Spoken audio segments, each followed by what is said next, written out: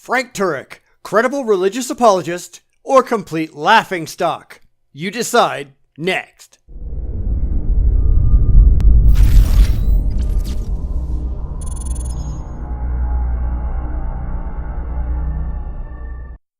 I find Frank Turek to be one of the most absurd apologists out there today.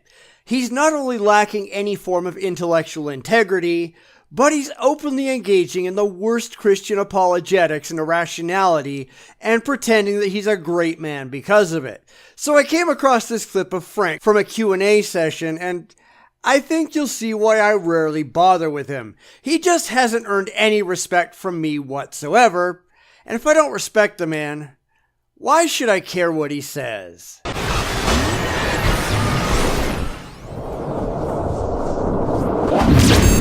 My question is how I would approach my professor, because he makes it very obvious through his lectures that he is an atheist, and and it's kind of obvious he's trying to push that on others, and it's not directly, kind of indirectly.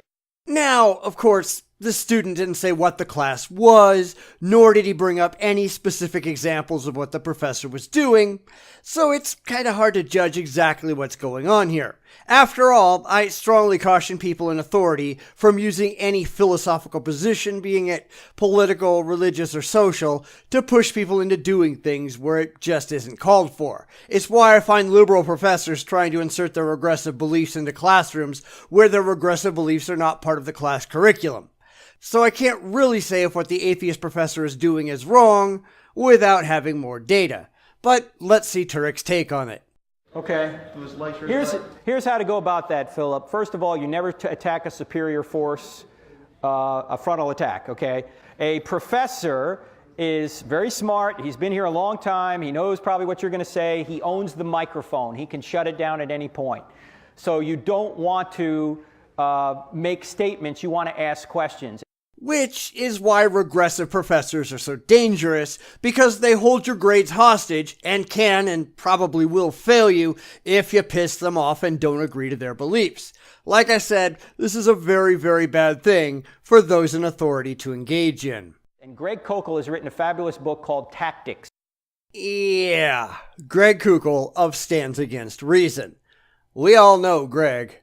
Greg is not the kind of person you want to take seriously. And in that book, he tells you what questions to ask. So if a professor says something, well, there are no eyewitness details in the New Testament, your question should be, what do you mean by that? What do you mean by eyewitness details?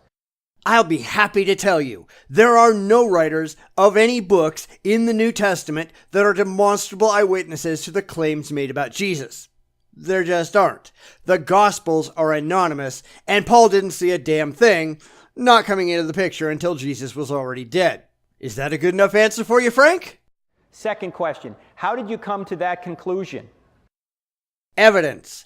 Higher scholarly criticism of the Bible. Virtually all biblical scholars, as opposed to apologists like Frank here, acknowledge that we really have no clue who actually wrote any of them. They were named at some point later on, but nowhere within any of the Gospels does the writer identify themselves at all.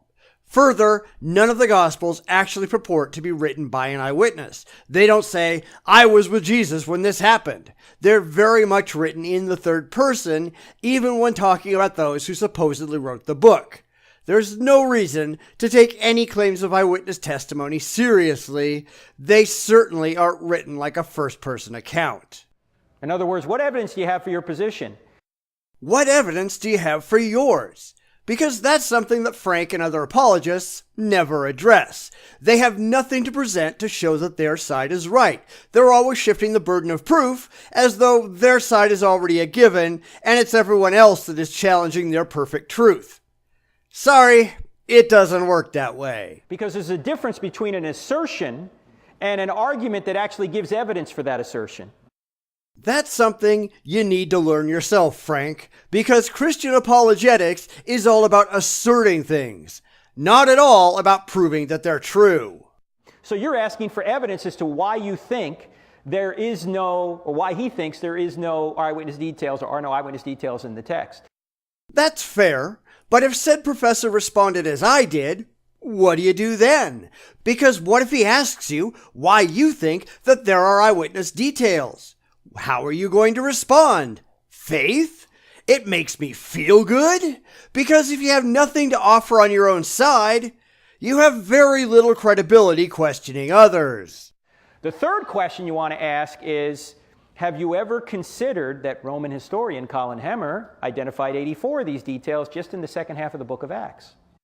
No, he didn't. While it is true that Hemmer did identify many details in Acts, he didn't identify a single demonstrable eyewitness testimony with regards to Jesus. He said things like, well, they got the name of this port right, or there was a synagogue here. None of that proves that the people who reported those things were actual eyewitnesses to the life of Jesus. And then just leave it at that.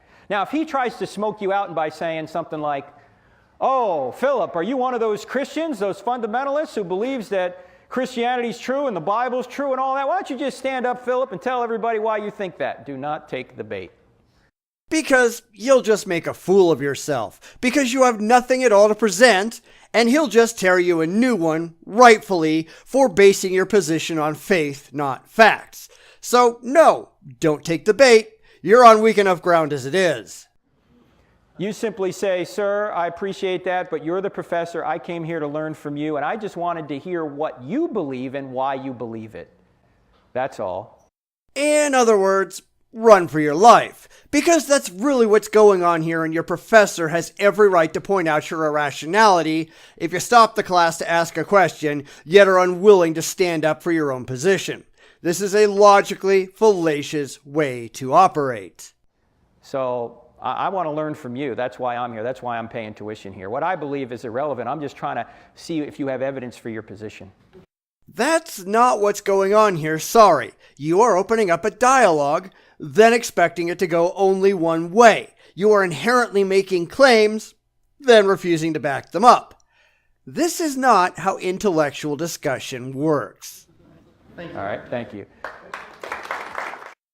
Yes, thank you, Frank, for showing us once again that you are intellectually dishonest, that you don't possess a credible bone in your body, and you really couldn't care less who knows about it. You cannot hide behind decorum when you effectively start a debate, and then you run away when it comes your turn to take the stand. This is sniping from the sidelines. It's believing that you ought to be able to shoot at the opposition, but cry when they dare to shoot back. This is also a very good way not to get called on when your professor sees that you have a dishonest agenda and you're just shooting for emotional brownie points. That's not what college classes are for. If you can't put up, at least have the common decency to shut up. But no, Frank pushes people to be obnoxious with no responsibility to stand up for their beliefs, because Frank is a jackass. But I probably didn't have to say that, did I?